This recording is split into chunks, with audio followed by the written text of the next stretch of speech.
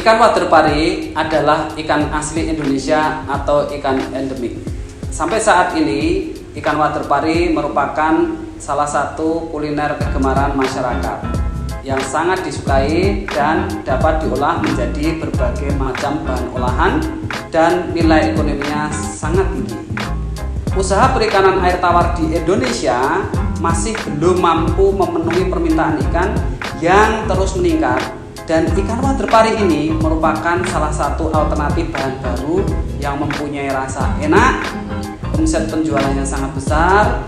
Hanya saja sayangnya saat ini bahan baku ikan waterpari masih mengandalkan tangkapan di alam, sehingga perlu dilakukan upaya budidaya ikan waterpari. Di samping nilai ekonominya dapat ditingkatkan, juga mampu untuk menjaga kelestarian atau keberadaannya di alam aslinya.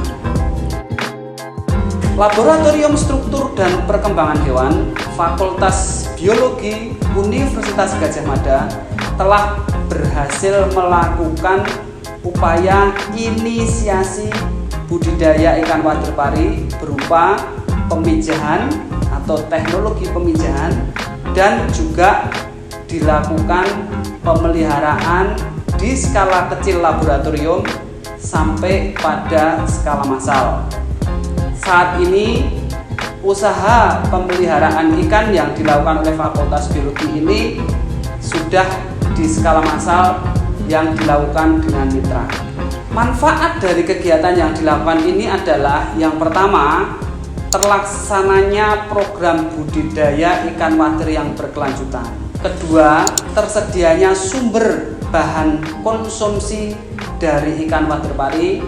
Dan yang ketiga adalah lestarinya ikan waterpari ini di habitat aslinya atau di alam, sehingga mampu memberikan manfaatnya secara ekologis ataupun kepada ekosistem.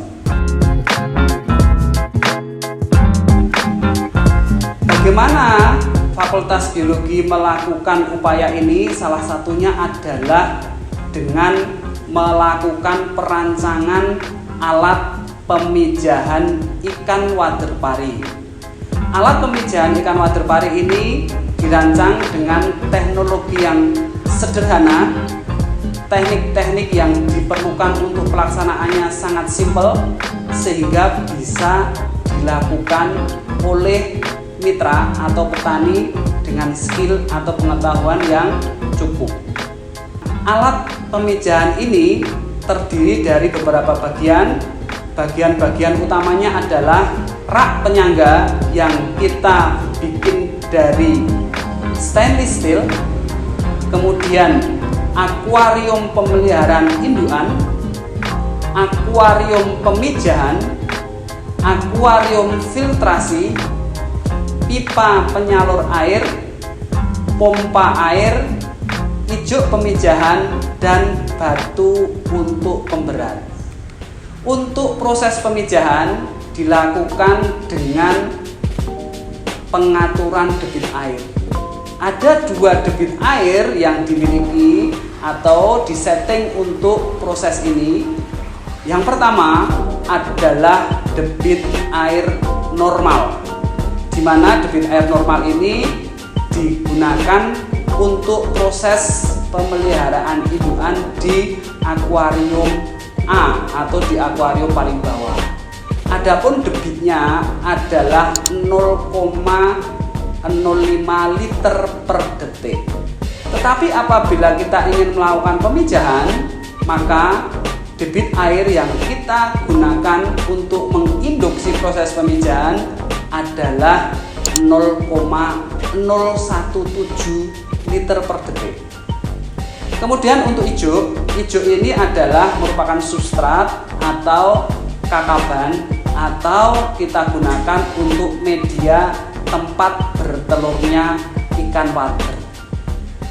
Kemudian tata cara pemijahannya, yang pertama adalah kita melakukan pemeliharaan indukan di akuarium A untuk waktu 2 minggu ini dimaksudkan untuk aklimasi di kondisi laboratorium.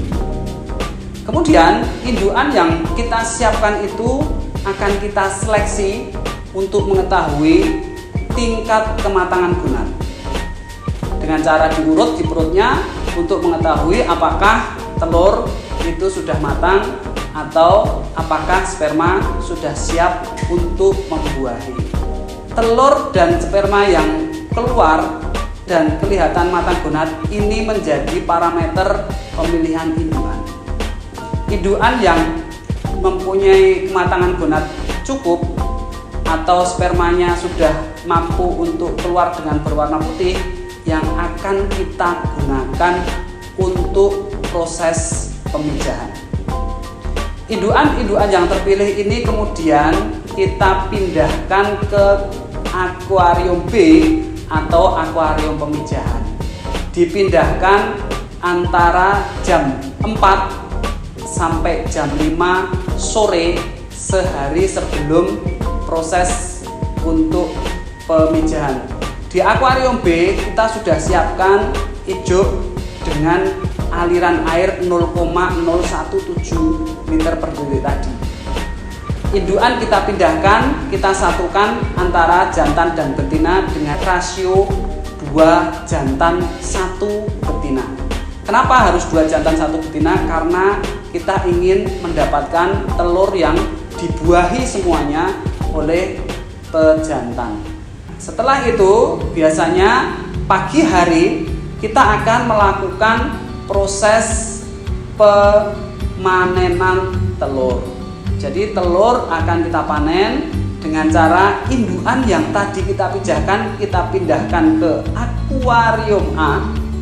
Kemudian ijuk kita pindahkan ke wadah untuk telur dengan asumsi pada ijuk itu ada telur. Apabila akuarium B sudah bersih, maka kita akan menggunakan jaring lembut untuk memanen telur dengan cara jaringnya kita dorong pada dasar akuarium kemudian kita angkat. Begitu kita mendapatkan telur, maka telur ini kemudian kita transfer ke dalam wadah untuk pemeliharaan telur. Nah, wadah pemeliharaan telur yang sudah kita siapkan ini biasanya kita aliri dengan aerasi yang cukup. Tidak boleh terlalu besar, tetapi cukup untuk menjaga DO-nya lebih dari 5. Tahap selanjutnya adalah tahap penetasan telur untuk menjadi larva atau buraya. Larva ikan wader ini memerlukan waktu untuk menetas antara 24 sampai 36 jam. Kemudian suhu yang diperlukan adalah sekitar 27,5 derajat Celcius untuk mendapatkan angka penetasan yang efektif.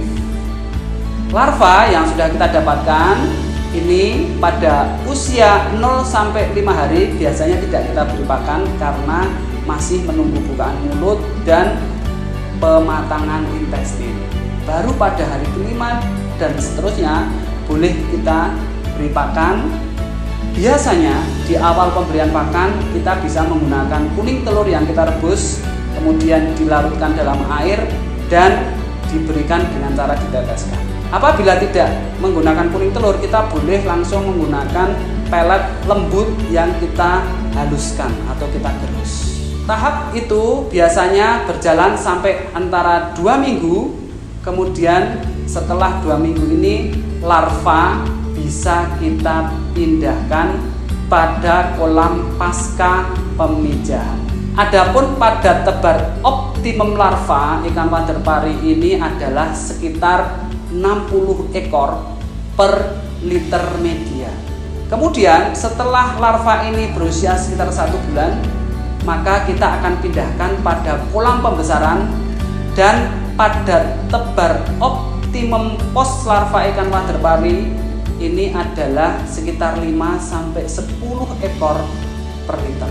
Pada usia 3 bulan ini sudah optimal untuk kita panen dan menjadi bahan konsumsi.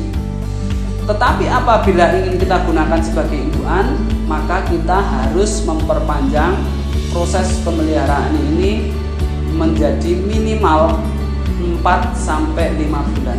Untuk bahan pakannya biasanya kita bisa menggunakan pelet biasa, atau seandainya kita ingin melakukan intensifikasi, kita bisa menggunakan beberapa bahan. Salah satunya yang pernah kita coba adalah mikroalga, yaitu Chlorella sp.